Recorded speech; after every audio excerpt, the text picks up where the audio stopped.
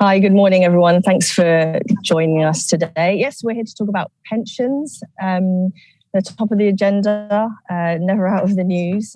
In a couple of weeks, we'll have Jeremy Hunt laying out in his annual Mansion House speech, the type of reforms he wants to see to the industry to get us all investing more in high growth assets. But today, the focus is more on the personal agenda, what our pensions might look like for me in sort of 30 years' time, and see what the space will look like.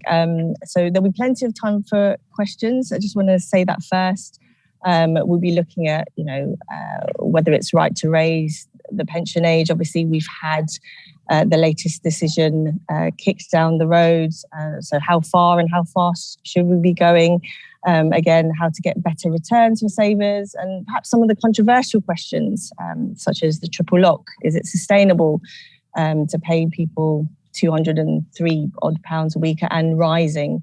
That promise, etc. So I'd like to introduce our panel today, and in the order that they'll be speaking in. So we have Suzanne Hall.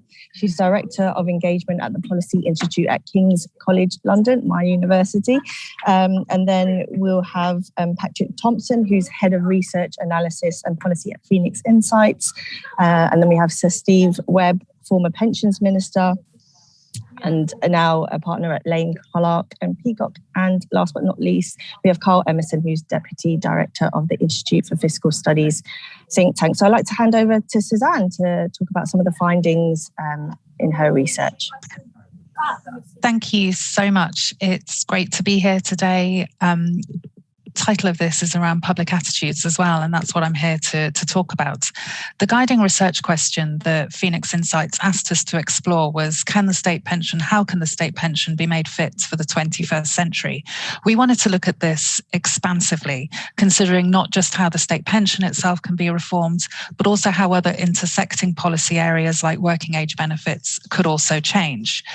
And if we look at the next slide, I can show you a little bit about what we did. A big question like this requires a mixed methods approach, but the cornerstone of our work was a two-day-long deliberative workshops, one in London, one in Birmingham, each with around 50 members of the general public. Now, deliberation, for those who don't know, and there's no reason why you should, but it's been referred to as democracy under perfect conditions. It basically consists of three main stages: education from expert witnesses, including Steve Webb, who's on the call today, who came to speak to our participants. So you have the education, then there's space for deliberation and exposure to multiple points of view, and then decision-making and recommendations. Such approaches allow for informed and rational debate, and it really helps you get past the knee-jerk and visceral responses that you might otherwise get. Complementing this, we also ran a stakeholder workshop with figures from industry, academia, government, think tanks, and their role was to respond to the findings from the deliberations and develop recommendations as well. You'll note that we did this fieldwork in October when there was plenty going on in the news around cost of living, around debates about pensions, and you might see some of that reflected in the key findings. Now, as you can imagine, a study like this generates a huge amount of data, and I don't propose to go through it all today, but I do want to highlight some of the key findings for you. So just to click on a couple of slides. The first is the incredibly low levels of knowledge that participants had about the state pension. Now, they all knew what it was. They all knew what its purpose is. They talked about it as being financial support from the government, something that ensured that pensioners achieve a basic standard of living in retirement in lieu of a salary. They talked about it as being a safety net, protecting pensioners from poverty in later life. But after this point, consensus really falls down, and common areas of confusion included the number of years of national insurance contributions you need to achieve the full state pension, the factors that make you ineligible for a state pension, and for some, that you could even be ineligible. The amount that you receive during retirement and figures on this varied really wildly. What the triple lock is, I know that was mentioned in the introduction, but people just didn't know what it was and what the implications of it are, both for pensioners and also the rest of society. And for some, what the difference is between the state pension and workplace pensions. And none of this is intended as a judgment. When you do work with the public and there are sort of misperceptions like this, it's not around sort of thinking, well, people just need to know more. They just need to educate themselves. It is really to highlight, though, that the policy implications of this knowledge gap, because how can you plan for a future when you're so uncertain about one of the key elements of that future? As well as the lack of knowledge, one of the things I want to talk through on the next slide as well is the huge number of misconceptions that participants held about the state pension. The most prominent of these, and one which was really difficult to shake in spite of all the evidence that was presented to them over the course of the day, was the belief that each person's national insurance contributions are held for them in their own personal pot, ready for them to access when they reach state pension age. They were really surprised and actually incredibly disappointed when they discovered that this isn't the case. And they also questioned how fair it is. You know, if they have to pay for something for so long, why shouldn't it be theirs? They saw it as their own pot of money. They wanted it to be protected for them. Another misconception was that the state pension is an entitlement, not a benefit. They all talked about it using those terms. They thought it's available for all to provide a minimum income and is not subject to any kind of qualifying criteria. As one participant in Birmingham said, I don't really know much at all. I thought when you retire, everyone is entitled to pensions. I don't know why. I just think this is what happens. And finally, and something which follows on from the belief that it's for everyone, is that everyone gets the same.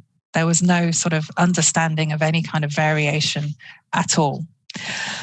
Along with these misconceptions, on the next slide, I want to talk you through, there was a great deal of uncertainty about the future of the state pension. If we just flick past the quotes, because we've been through them. The first was who is going to pay for future generations. They spoke about this in terms of there both being an aging population, and they think the government finances are already incredibly stretched. And this uncertainty was exacerbated even further when they realised that not everyone has their own pension pot, but that today's workers are also paying for the current generation of pensioners. The second concern was around how much money you get from the state pension. Participants already thought that the state pension was a safety net. It guards against poverty, but it isn't enough for a comfortable standard of living. But they were worried that in the future, it isn't even going to be that, particularly if prices keep on rising. And this is where it's important to remember to when we did the fieldwork. It was in October, a time of real instability following the mini budget. But these comments just show how uncertain participants were about the extent to which they could rely on the state pension in the future. Thirdly, there was some concern that while the state pension would continue to exist, it would always be out of reach for them because the age at which you could claim would just keep going up. Now, we had a real mix of participants in the rooms, in the workshops, and there were a number of in that age group who'd been just due to retire, and then the state pension age had changed. And so their thinking about when they could retire had changed as well. And they saw this as a pattern that was going to keep on being repeating. And this all leads into the final concern people raised, which was about fairness, and particularly intergenerational fairness, something that was mentioned by younger and older participants alike. They were worried that taken together, this is all just going to mean that young people lose out again. And it all matters, because if you don't think that the state pension is going to exist, or at least not exist in a meaningful way for you, then how can it form part of your planning for later life?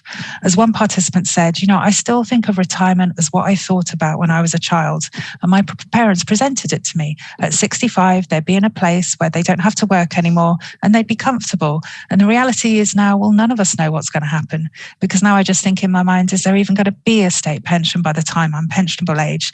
Can I trust that it's going to be there, or what I'm paying into right now will be maintained by our government by the time I get to that point? So real uncertainty that participants were talking about.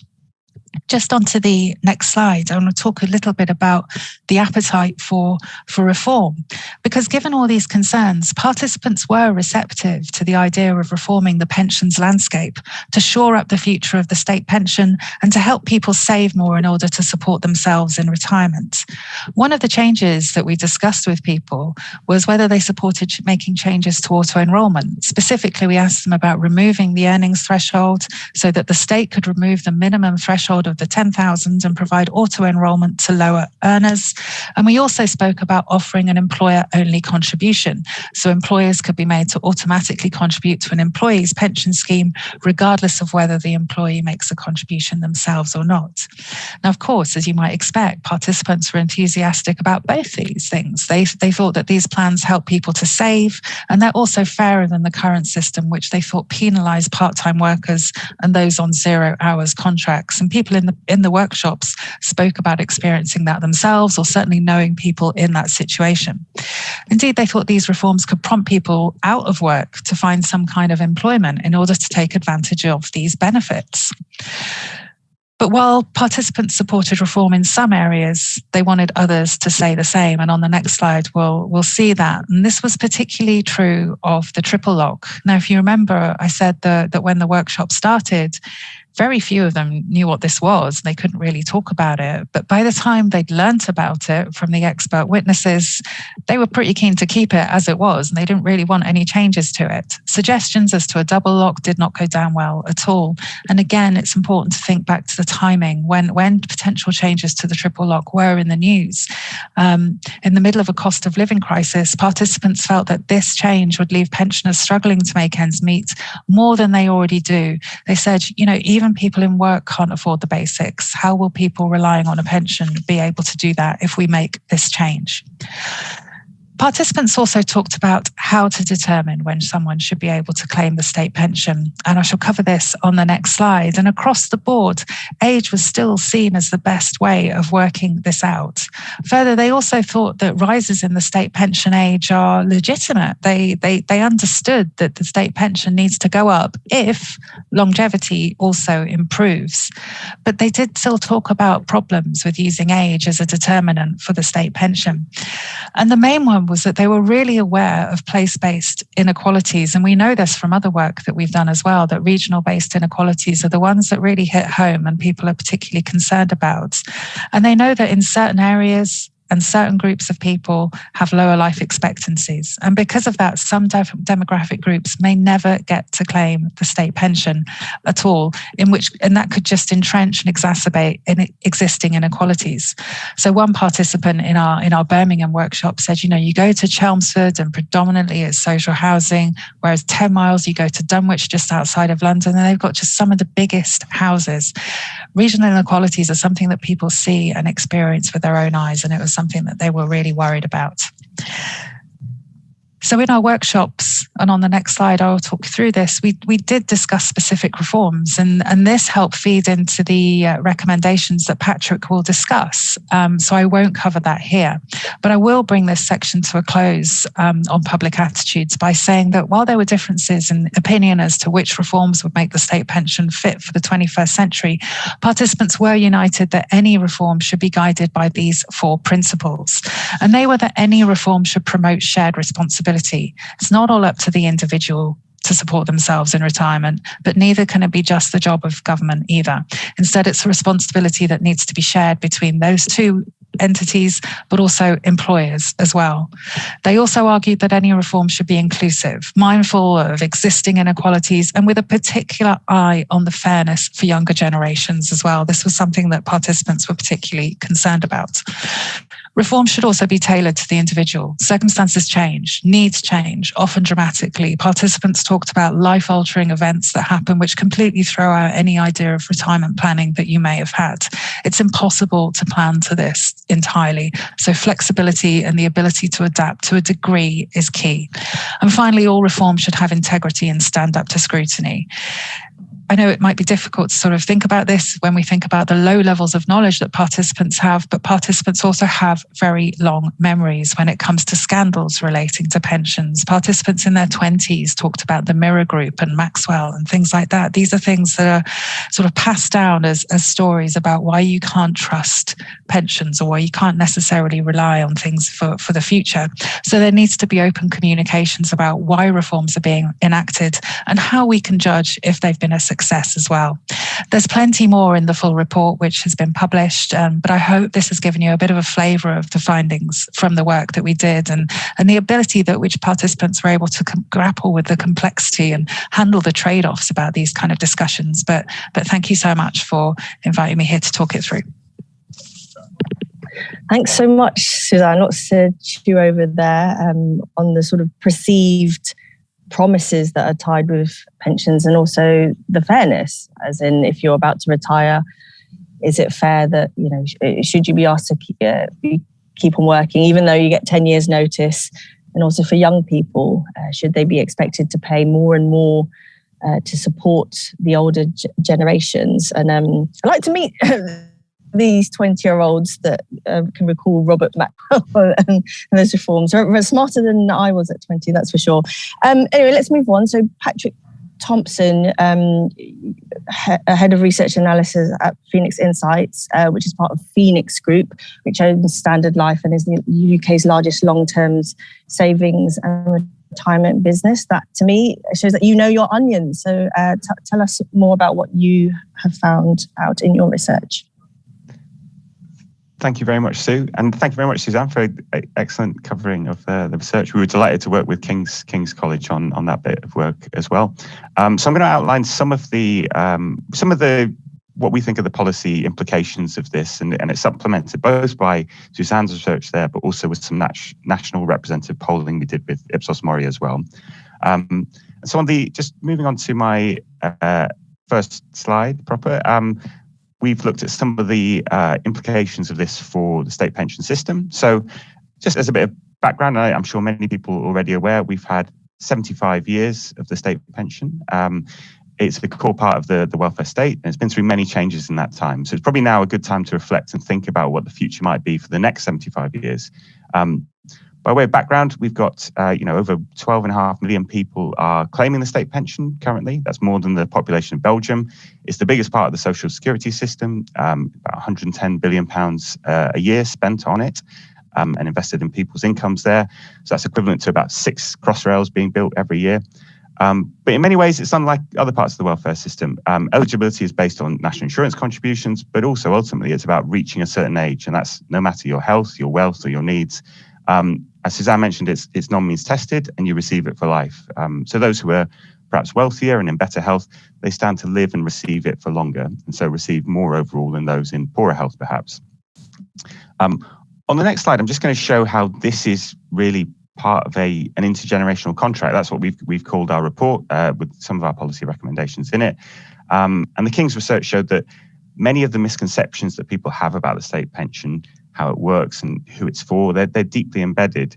And as Suzanne outlined, the public need to understand the policy better, but just as much policymakers and politicians need to understand the public and what they believe as well. If you look at the chart here on this slide, it kind of illustrates how, unlike other parts of public spending, there is a life cycle aspect to this as well, in terms of how and when you benefit from the state pension. We spend more at some ages and receive more at other ages. And on average, people contribute more in midlife towards the overall benefits and welfare system and public spending system, and they benefit more at the beginning and the end of their life as well. And the state pension, unlike the NHS or education or most other forms of public spending, almost all the costs of the individual are felt earlier on in life, and all of the benefits accrued later on. So it is very much an intergenerational contract. As Suzanne said, it is, it is paid for by today's workers and received by today's pensioners. People don't have their own pot of national insurance they can draw on. But even though it's an intergenerational contract, we find that not everyone trusts what they've been signed up to. Some of our polling showed this, that half of people under the age of 50 think that there probably won't be a state pension there by the time they retire. So I found that very surprising and worrying as well, because if more people are living a 100-year life, they need some certainty and trust about some of the fundamentals that will be there for them. And this is the key part, as I'll show on the next slide as well, about the sustainability of the system as a whole.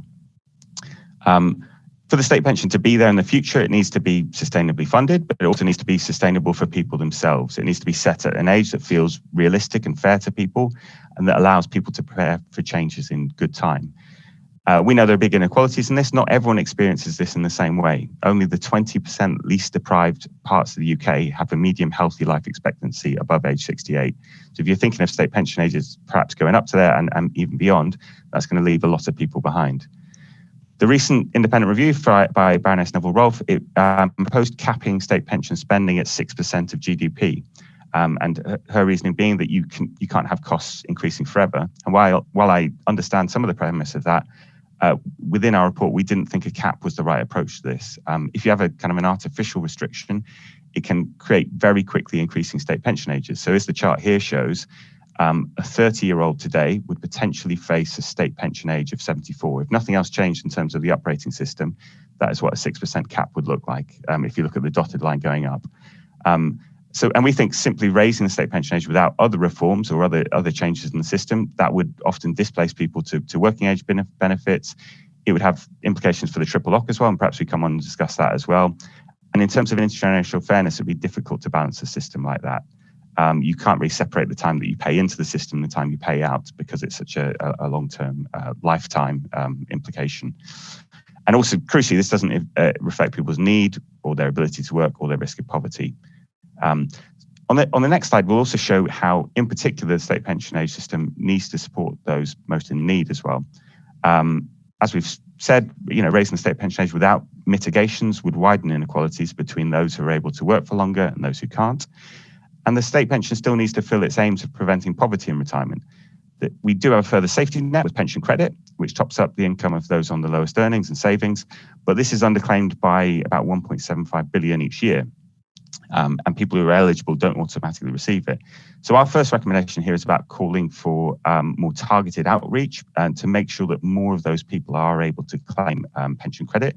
And you could follow a model used by successful London boroughs of targeting people through data that local authorities already had to get people to increase their uptake of pension credit. We also need to address life expectancy and health inequalities. Many people don't live long enough to receive the state pension. And in our work, we found that people often believe that the state pension was something you receive at the end of your life when you're less able to work. And while that's almost always linked to age, we believe that in the instance of someone with a terminal illness, there should be an exception. You should be able to access the equivalent of the state pension early if you're diagnosed with a terminal illness, which has also been called for by charities such as Marie Curie. And finally, in this section, we need to bridge that gap between working age and pensioner benefits. At the moment, there's a big gap between what you're eligible for and what you need to go through to get those benefits. And many people are struggling to work up to higher state pension age. So the final recommendation we're making here is around calling for 1 year early access to the equivalent of pension credit through the universal credit system for those least able to work up to state pension age. And as we see on the next slide, we also need to help others to be in better work for longer. This really is a crucial part of the whole thing. Most people aren't currently in work the year before they reach state pension age, and many face barriers related to health or caring or ageism in the workplace that prevent them from being in the work they want to be in. So we're calling for a big investment through a coordinated £300 million sustainable work fund to make people be in jobs and make work more doable for people throughout the life course. So things like health support, better careers advice, opportunities for people to move roles at different stages of their life, and also investment in good quality lifelong learning to help people have the right skills levels for the jobs that suit their needs. We also need more support and guidance for people in midlife, things like midlife MOTs or other concepts as well. And all those things will help people in their working life. And as we see on the next slide as well, it will also help them to save more for retirement. We already know there's a huge saving gap in the UK, and our research shows that there are over 12 million people not on track to meet their retirement expectations. So we need a balance between support from the state through the state pension, but also personal investment through personal savings and pensions as well. And as our polling showed, people felt that both government and individuals had an important role to play in this. As one of our workshop participants said, the reason we've got a chair there, that they thought the state pension as being a chair that gives you the basics, but you then need a cushion in the form of personal savings to make it a more comfortable retirement. So we need to expand on the amazing success of the automatic enrolment system, which worth reflecting on how much that has changed and brought in people into the pension system. But we need to bring more people in, especially lower earners, and as Suzanne mentioned, 0-hour workers and part-time workers particularly.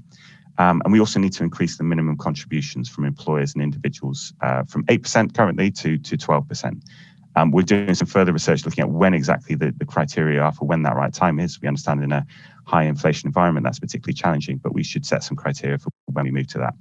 And finally, we need to improve financial engagement and make sure people can access their savings when they need to. And on the final slide here, we've said how all these things could be paid for. I mean, really, really important, particularly with pressures on public spending and high inflation. We recognise this needs to be done in a balanced way. So our proposal is for a rethink in the way we approach state pension funding and think of the way it could be a catalyst for change. We recognise that the state pension age has gone up and it may do again, but this is a very blunt instrument, and we believe this needs to be done in a way that takes people along with it. So every time state pension age does go up, the Treasury saves money. Nearly £5 billion when it went from age 65 to 66. And our proposal is that we think every £1 in every 5 that is saved should be reinvested to help people of all generations manage the change. So this would provide roughly the equivalent of nearly £1 billion each year, which we would need to be carefully considered how to spend that. And we're very open to suggestions. But one concept of doing it is roughly about a third of that funding should help people most disadvantaged currently through measures such as the early access to a bridging benefit, the universal credit 1 year early before state pension for low earners, as well as special rules for those with a terminal illness who currently don't live up to receive their state pension. The next third should be about helping those in poverty in retirement through a big boost in uptake to pension credit for those who we know are already eligible. And the final third, I think this is where the real gains can be made, is through a radical rethink in how we approach work and making it better and more sustainable for more people through all those things I mentioned on the previous slide around lifelong learning, career changing, health support as well. And that last measure is where we're really going to see the return on investment.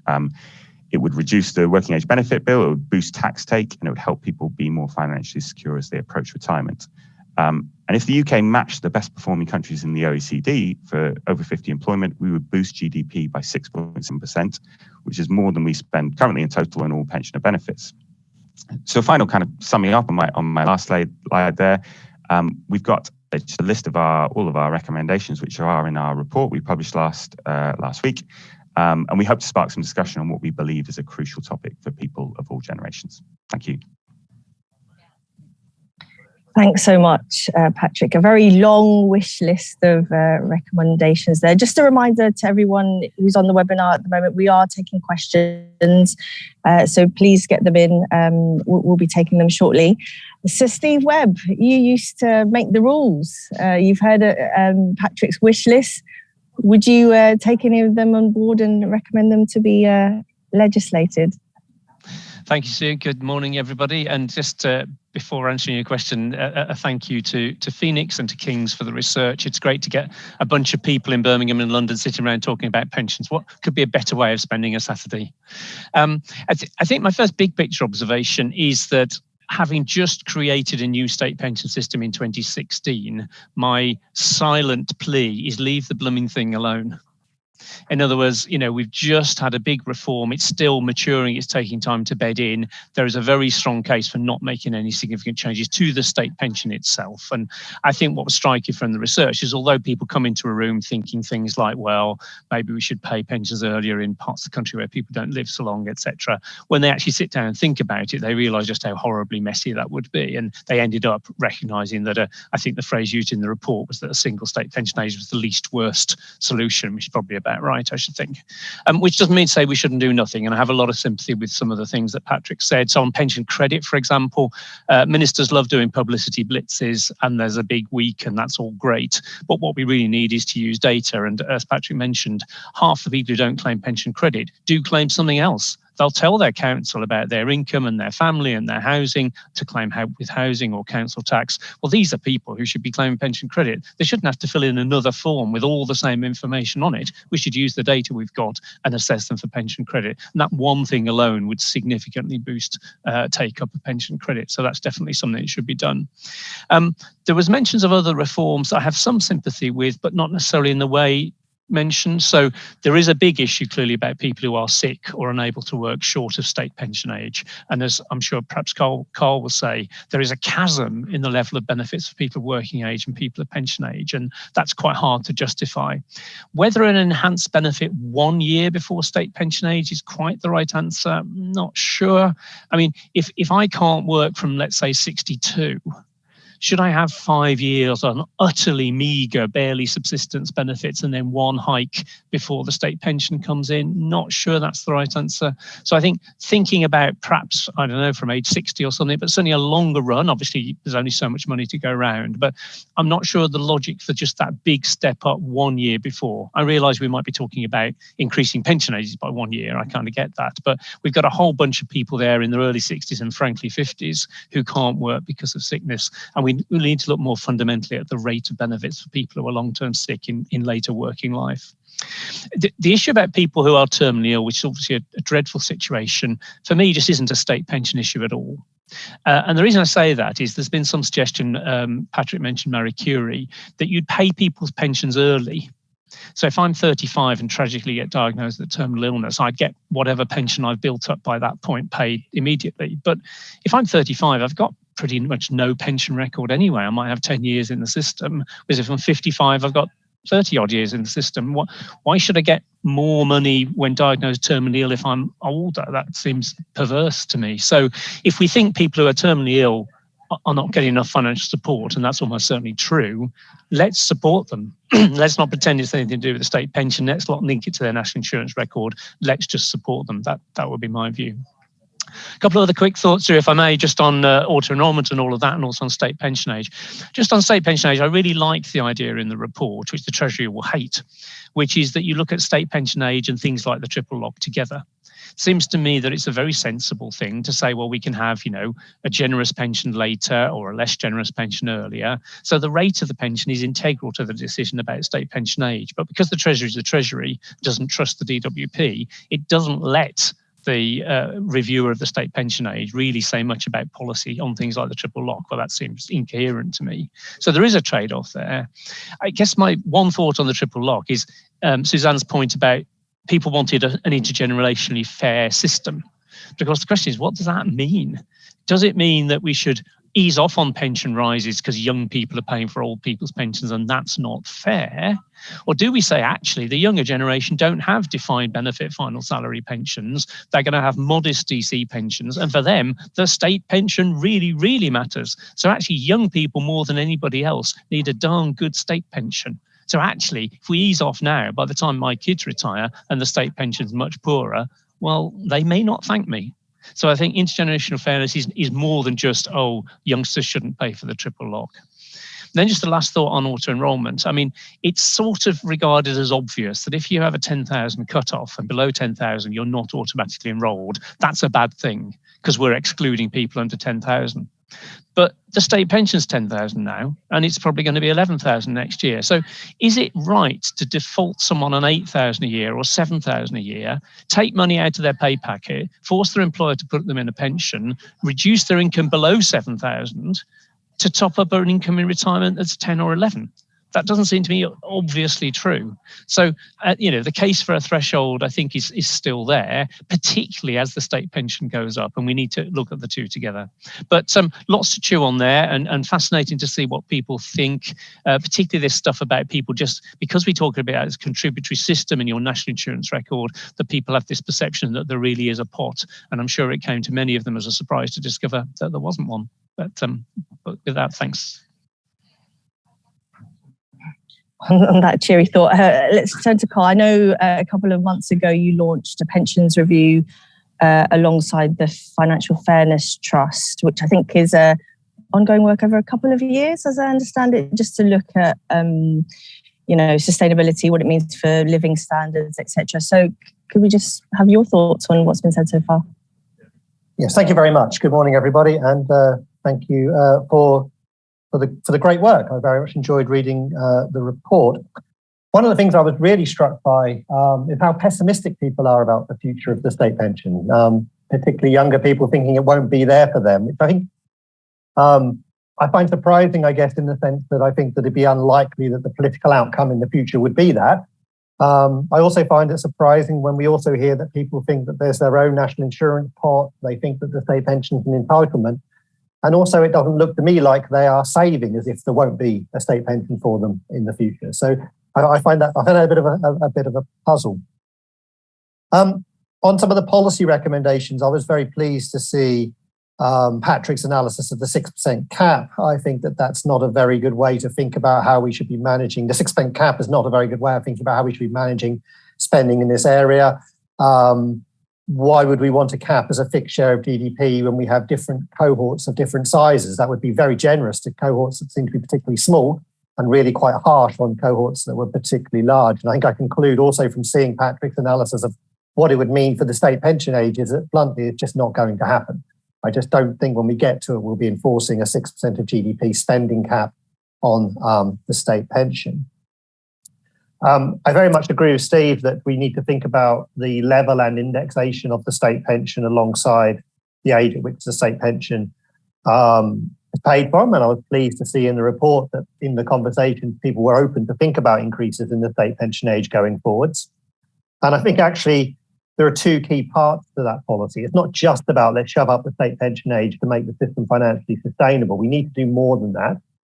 The first thing that's key is to get actually, when we push up the state pension age, to get a decent increase in actual retirement ages. We need people to stay in work for longer in response.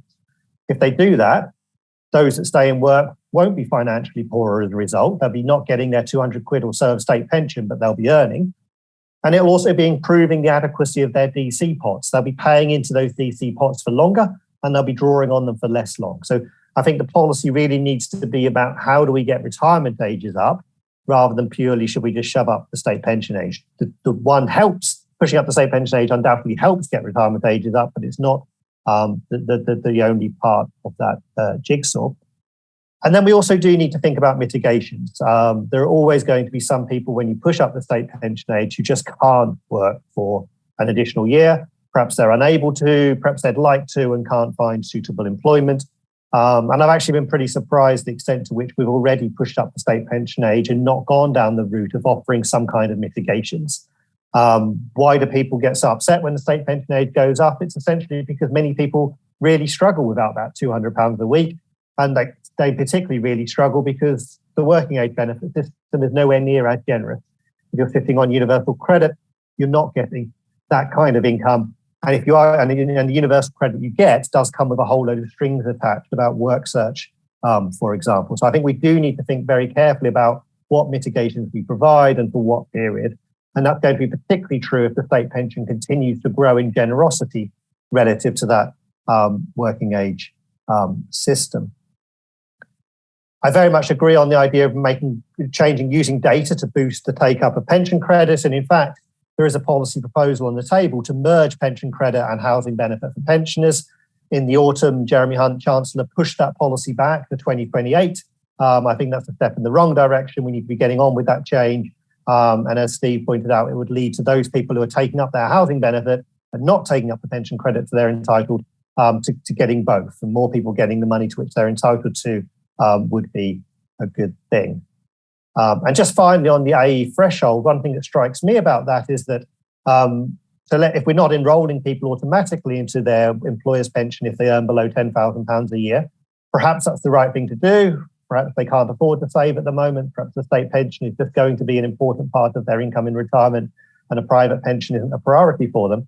But what I think we can do more is to tell them, well, you can volunteer to opt in if you want. And if you do that, you'll be getting the employer contribution as well. So I think we could do more to promote the fact that those earning below £10,000 a year can choose to get into that pension and perhaps present it to them as like, you should make a choice over this. You can choose not to opt in, or you can choose to opt in, rather than leaving it for them to have to really make an active decision. Perhaps we can try and force a decision on them to get greater engagement with that possibility. I very much suspect many people who are not in a pension earning £10,000 a year, under £10,000 a year, are not aware of the fact that they could get that if they wanted to. Thank you. Thanks very much. Just a reminder to everyone, we've got about just under 20 minutes for your questions. A few have come in already, but I just wanted to start on with one broad question, and whoever wants to take it. I just wonder, what's a fair way to set the state pension sort of retirement age? I mean, I think all of the panel agree that this Neville Rolfe idea of linking pension spending to GDP is not a good idea, because as Patrick pointed out, a 30-year-old faces retiring at 74, which is a sort of bleak prospect. I mean, what is fair? Should it be automatically linked to life expectancy? Is there another way? Is there a way you could tailor pension pots, perhaps? Not sure who wants to take that.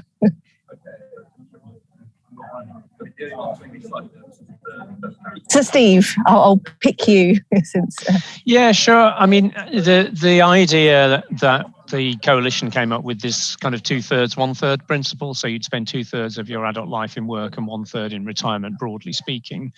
And that was introduced to really end what Suzanne described, some short-term, arbitrary, poorly communicated changes to pension age. So, the members of the public who took part kind of got that. If on average we're living longer, pension ages probably need to go up. So some sort of link, I think, makes sense.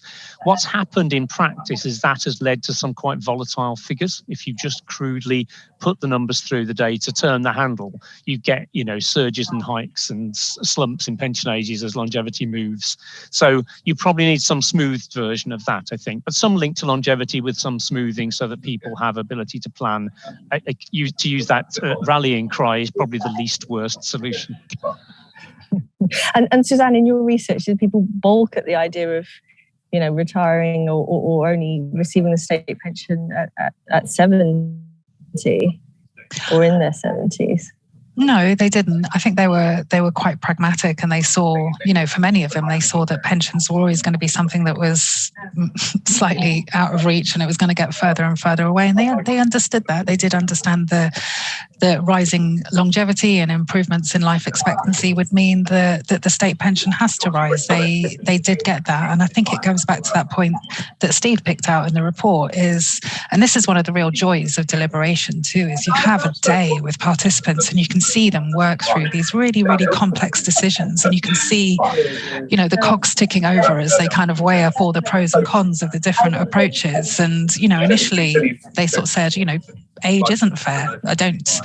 They didn't want that. They didn't want it. But when we worked through all the alternatives, they came back to the fact that age probably is, it's not the best way, but it is, as Steve's picked out from the report, it's the least worst way. And they did see that with rising longevity, they would need to stay in work, but they wanted support to help them stay in work as well. I think that's the key thing. They can stay in work for longer, but they need to be doing different types of work, and they need support to make that work viable. Yeah, I think that ties into one of the questions that we've got coming in, and forgive me, I'm going to paraphrase. Basically, let me open it out to the floor. I mean, I think the essence of the question is, how do you motivate people to keep working? Because as Suzanne, as you mentioned, people have this perception that they have a pot that you squirrel away, and the question talks about do you have any insight on behaviours that people's motivation to stop working far outweighs any logic with how much they have saved? Is it a question of money where people say, I've hit 65, I've got enough in my own private pension pot, it doesn't matter what the state pension age is, I'm just going to pack it in because I can't be bothered anymore? Sue, we did some research looking at exactly that question as part of our Great Retirement research. So following the pandemic, we saw large numbers of people, particularly over the age of 50, leaving the labour market, many not returning. And often we did in-depth focus groups with people, some polling as well. And there were a lot of people who, maybe this doesn't surprise people, who were pretty miserable with their jobs. Work was not a satisfying thing. It was something that as soon as they had a shock to the system, like the pandemic, or their work changed for a reason, they thought very often it wasn't worth something going back to as well. There were obviously barriers to return as well, to do with health or lack of flexibility or support from an employer. But we found particularly people in their mid-50s onwards, if they had a short-term choice over things, perhaps early access to a pension or redundancy pay or something like that, for the short term, they felt like financially it was manageable to stop working, and actually work wasn't offering very much. So I think particularly in today's labour market, with a lot of demand for workers and a shortage, particularly in certain sectors, I suppose it is about making those jobs both more doable and more attractive to people. I know that's another whole big topic to open, but work also has to be something that offers something more than just money as well.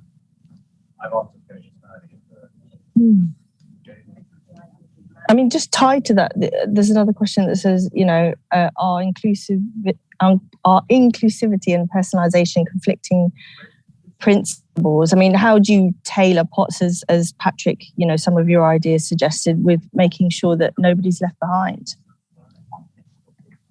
Perhaps if I come in on that, I think the state pension is clearly not going to be personalised and tailored in any meaningful way. The whole point of the new flat rate state pension is you know what you're going to get, and that's the foundation, and it's just over 10,000 a year. It's the same wherever you live in the country and all of that. So the tailoring and personalisation is in two ways, I think. First is in your other pensions. So one of the pluses of DC pensions is they are flexible. So although most people haven't got enough, the basic idea, you've got a pot of money and you can, drip feed it or take a bunch early and support early retirement. It's got to be a good thing. But as well as that, we need tailored support for individuals. So the government today are talking about expanding these kind of work coaches who can help people who are long-term sick with, tailored support, identifying the barriers that they face to going back to work. And so rather than trying to shove, 2.5 million long-term sick of working age through a standard process, you actually work out what the individual's barriers to work are. What would it take to help that person? So I think you can have a mix of pretty much universal entitlement, which is where the state pension's heading, and then more tailored support for the individual. And I think personal individual pension pots can be part of that tailored journey. Yeah, thanks so much. Yeah, please, Cole. Just building on that, I think it's when we talk about mitigations, when we increase the state pension age, what mitigations might we offer? I think it is the fact that the working age benefit system, loosely speaking, applies to people of working age equivalently right the way from when they start work right the way up to the state pension age. And I think there's that issue about, can there be more mitigations for people who are just below the state pension age? And often we talk about perhaps making it a more generous amount. That's what the proposal set out this morning to have it aligned with pension credit would do. But you can think about mitigations in other ways, mitigations around the requirements to seek work, or how much you have to seek work, for example. So there's various mitigations you could do around the conditionality side of the offer, as well as the sort of amount of money that's being provided. And just to chip in as well on about the contradictory principles, it's quite common, I think, in kind of qualitative research, and particularly when you're doing long form research like this, for people to come up with views that contradict themselves. It's a complex issue that people are really trying to grapple with. And when they came up with these principles, it's not to say that they wanted to see reforms which hit all four of them, but they did want to be able to sort of tick off, at least two. These were things and standards that they wanted any reforms to aspire to. And also to say that in the work that we were doing with the public, we were testing reforms and appetite for reforms, across a really wide policy area. We were looking for the impact of free childcare, for instance, on people being able to stay and work for longer, and how all these different intersecting policy areas could come into play.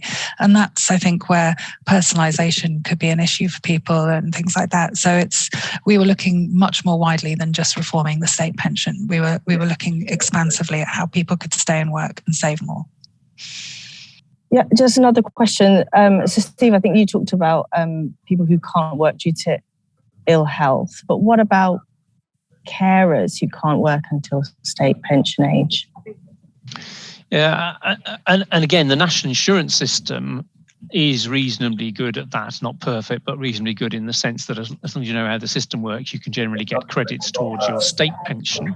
So straightforwardly, if you claim carers allowance, it's a bit more complicated if you're doing 20 hours a week, and that's a bit messy. But the basic idea is your state pension is protected.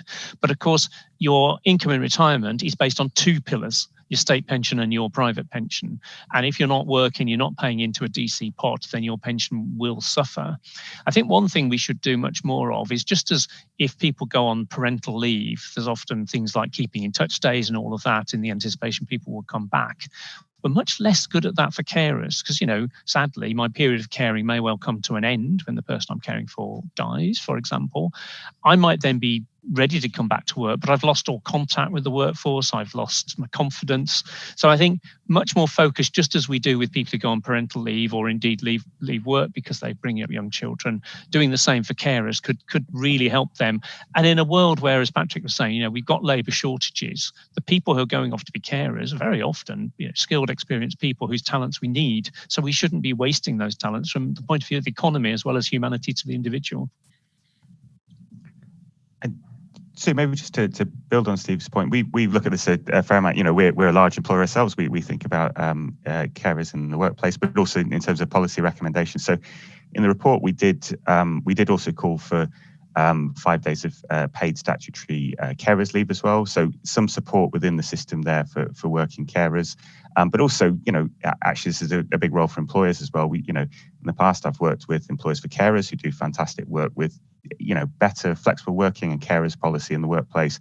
I've talked to employers in the past who've said those things sound very expensive, but I think the real cost is, as Steve says there, what's the cost of losing a person, a highly skilled person, very experienced person who might need a bit of flexibility for a time and a support to do that, but actually you hold on and retain to a really valuable member of staff as well. So I think a big role for employers there as well.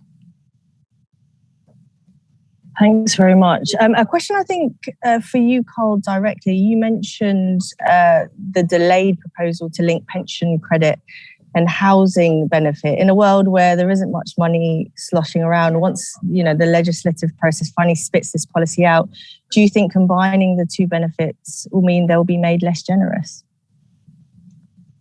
Well, I think the mere act of merging them would be to make the system a bit more generous, just because it would make take-up easier, and so more money would be coming out of DWP. And indeed, that's what the official costings suggest. It's a giveaway to people because more people would take it up. And that's why I think it's a good policy, because in principle, I think we should be doing what we can to ensure that people are taking up the benefits to which they've been deemed entitled to. Of course, policymakers could respond to that and say, we don't like the increase in costs, and therefore we're going to make the system less generous. And I think that people will disagree about, but various people will disagree about whether that's a good idea or not. But on its own, the merger wouldn't make things less generous for individuals. It would only be a giveaway. And in terms of the rationale for delaying it, it could be some kind of short term, let's save some money for a few years, and the cost will only kick in 2028. There could be some genuine operational reason why it's not very practical to do it now. But I'm slightly skeptical about why we're so confident in 2023 we can't do it now, but we can't do it in 2025 or 2026. But we're very confident we can do it in 2028. That doesn't really ring true to me.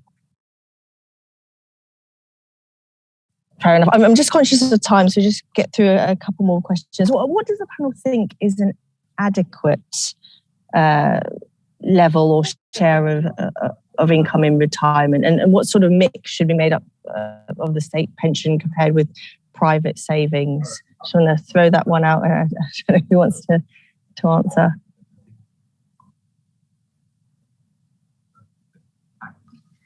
I'm happy to have a stab. I mean, so it's worth going back, I think, to Adair Turner and the Pensions Commission and so on. And they saw a role for the state pension relative to average earnings, an additional role for auto-enrolment, and then a role for kind of voluntary saving on top. And I think for me, it makes sense to have a state pension that's broadly a set percentage of the national average wage. I think we're probably too low at the moment, but whether that's 30% or that kind of figure getting on for a third or something. So someone who's on average earnings, who perhaps needs 2/3 of what they had before retirement to sustain their standard of living, is getting about half of that from their state pension.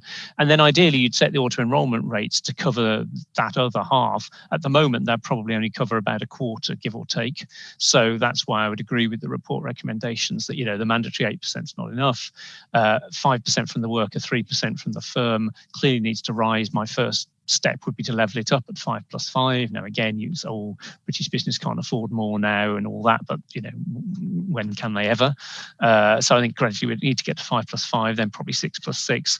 And I think that sort of combination where you're automatically enrolling tens of millions of people, you've got broad coverage of the state pension, I think would get most people most of the time to a kind of reasonable kind of retirement.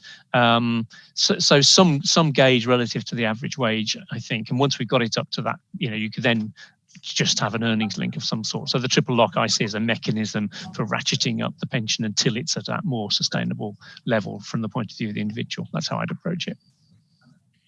And Carl, is this something you'll be looking at in your research since you had Lord Turner at the launch of your review? Absolutely, we want to look again at those calculations. I mean, it's worth noting that the economic environment now is quite a lot different to what it was when Lord Turner and his colleagues were doing those numbers. So an obvious question to ask is, do we think the replacement rate should be different? Now we're in perhaps an environment where long-term interest rates are lower than where they were when Lord Turner was doing his calculations. And if you don't think the replacement rate should be different, if you don't think they should be lower, then actually you probably need people to save even more than what he predicted. Essentially, if interest rates are low, then the price of retirement income has just gone up. So you can either choose to have less of it or you're going to have to do more saving to get there.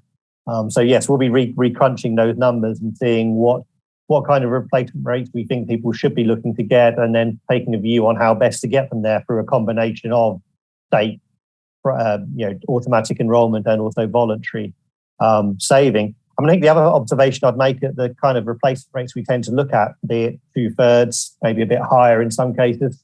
Actually, if you look at pensioner incomes today, after housing costs, after adjusting for family size, on average, they're about the same as the working age population, which is remarkable given that they would have had on average lower earnings when they were working, because at least prior to the financial crisis, we did have some economic growth in the UK. So actually the current generation of pensioners might stand out to be one that future generations won't be able to achieve those kind of replacement rates as the same kinds that their parents or their grandparents managed to achieve. Bearing that in mind, and bearing in mind that we are coming to a close, does the panel think the triple lock, and the fact this is answered that people don't understand what it is, but for people watching this panel, do you think it is sustainable to have that promise to pensioners, seeing as Carl, you just said that they've been quite well taken care of, this lot? Well, I think it's obvious at some point it won't prove to be sustainable. People will take different views on when we reach that point. The public finances are under a lot of strain, and going forward, we're about to see a pretty big increase in the size of the pensioner population relative to the working age population. It's actually quite remarkable that the share of the adult population above state pension age hasn't actually gone up in the UK in the last 50 years, and it's about to. So that puts strain on the state budget, and also the health and social care budgets in particular put a lot of strain on. So I think I wouldn't be surprised if at some point in the not too near future we decide that the triple lock is too expensive. And so all I'd add to that is, I had a call yesterday from a journalist, not from your newspaper, who said, if inflation is 7% in September, can we possibly give pensioners 7%? Isn't that, a kind of freebie giveaway? And it's like, well, no, it's inflation. It's catching up for the high fuel bills, the high food bills they've been paying. It's not, it's not a freebie. It's not Christmas. It's just standing still. And if you say the triple lock was in the Conservative manifesto in 2019, they've broken it once because of an exceptional year. I think to break it again at this point would be, no one would ever trust them again, I don't think. Fine, going into the new manifestos, I'm sure all the parties will take a view. But I just see the triple lock as a mechanism that's been enforced since 2010 and has helped to get the value of the state pension up a bit relative to the average wage, but I think its job isn't finished yet. Thank you very much. I think we're out of time. I'm sorry, I just saw a question. There is, I was asking if increasing health inequality was discussed. I think, Suzanne, you did touch on those points, and to Steve as well, just looking at, how health inequality within similar localities is sort of the disparities between that. But I'm told there is a recording of this webinar, and it will be available for everyone to play back. So can I just end by thanking our panel, Suzanne, Patrick, Steve and Carl, for the discussion. Lots to chew over, and there's lots of research to read as well from all parties involved. So thank you very much.